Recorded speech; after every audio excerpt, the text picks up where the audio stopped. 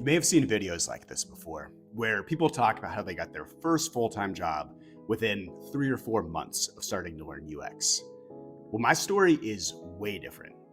I went to a UX boot camp and quickly figured out that getting a full-time job would be much more difficult than I thought. I mean, it was a struggle for me to even get an interview. With my rapidly dwindling savings, I had to start working fast, or else I wouldn't be able to pay my rent or feed myself. I had to figure out another way of making a living as a designer. So I'm going to tell you about the unconventional way that I figured out how to make a full-time income as a designer within 4 months of learning UX. It was 2018. I was going to the UX Design Immersive program at General Assembly. When I was there, I kept hearing all these stories about people that had graduated before me who had a very easy time getting a job after they graduated. I thought the exact same thing would happen to me. I was picking up the skills quickly. I was working hard on my portfolio. I even took on some unpaid projects outside of the boot camp to get more experience. It seemed like once I started applying, companies would just be scrambling to hire me. So I got to work on applying. I sent out over 100 applications and quickly realized that the whole process was not going to be what I thought. Not a single one of them was getting back to me. I thought the answer might just be to apply more. So I did that and got the same results. It turns out my work was not nearly as good as I thought. Looking back, if I would have improved some of the glaring flaws in my portfolio, I think I actually could have gotten a job. But at the time, I thought it was just impossible to get hired as a junior UX designer. Even though I was very disappointed by this, I was not about to give up on this goal that I'd worked so hard for. So I had to figure out another way of making money in UX without going this route of the whole full-time job. At the time, I was just generally pissed off about this whole thing.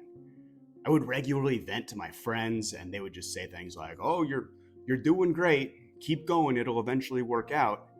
And none of that made me feel better. But one day, I was talking to my friend Michael. I was telling him I wasn't really having luck with the job search. And I mentioned that I was looking into freelancing and that it might be my next option. I was actually having a really good conversation with Michael about this because he was dealing with his own frustrations at the time. And it seemed like he was the only person that I could really relate to. So Michael was working full-time as a software engineer, and he was really just frustrated with his job. He wasn't liking the company that he was at. And he just mentioned that he wanted to say, like, screw it and quit and start his own business. When he said that, the light bulb went off for both of us. We realized that there could be an opportunity to team up. With my UX skills and his engineering skills, we could start a design and development agency together. Michael had over 5 years of experience, so when we're talking to potential clients, we could showcase some of the work that he had done in the past, and it really seemed like people would hire us. It seemed like a no-brainer to go all in with the agency. Over the next few weeks, we put everything in place to get the agency off the ground. We had this mentality that we would do whatever it takes to be successful. This wasn't just a fun business to start with my friend. If it didn't work out, I would be homeless. It was as simple as that. Once we made the decision to go all in, it was time to find our first client. We used Upwork to reach out to clients and send out proposals. All I did for 2 weeks straight was send out a proposal to any job that seemed relevant. Now, Michael still had his job at the time, so it was up to me to get on calls with anybody that wanted to interview us. There were actually 4 people that responded to one of my proposals and wanted to get on a call. So I got on the first one, and it was a complete disaster. I was a stuttering mess, had major imposter syndrome, because just 3 months before that, I knew absolutely nothing about design. Now I was getting on these calls with people who ran businesses and had to convince them to work with our brand new agency. So the first 3 clients that I talked to just completely rejected us. But there was still hope for that 4th one. They were a catering company looking to redesign their website. When I started talking to them, it was going very well. I had some ideas for how I could increase conversions on their website and just generally had a good rapport with them overall. By the time we were done with the call, they actually said that they wanted to hire us for the design and development of their website. Hearing that was one of the happiest moments of my life.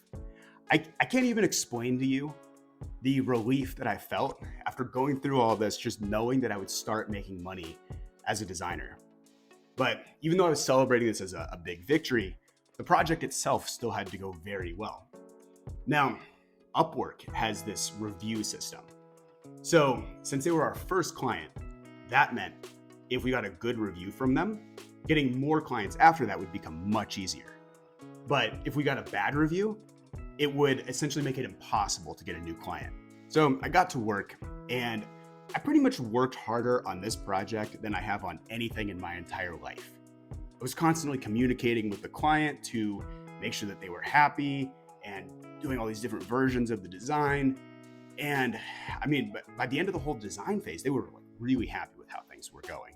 Then came the development phase, which definitely did not go very smoothly. This company was working with all these different third-party systems in their website that were extremely difficult to use. For a while, it was actually looking like, because of all these constraints that we had in the project, we might not be able to deliver what was promised. But in the end, Michael was able to work through all of this, and we were able to deliver the website that we promised, and we had a happy client. Now, we were just waiting for them to give us a review.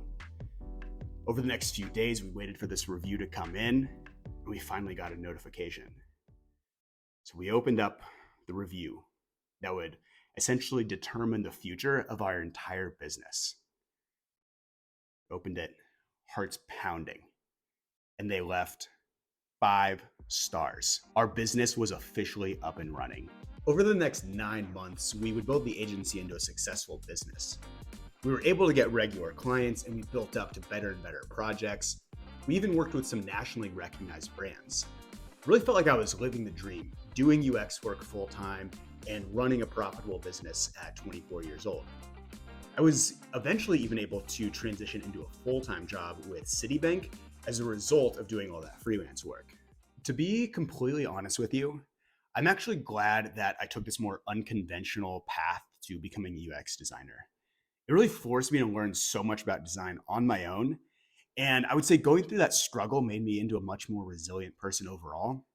I feel like now I can definitely handle anything that's thrown at me.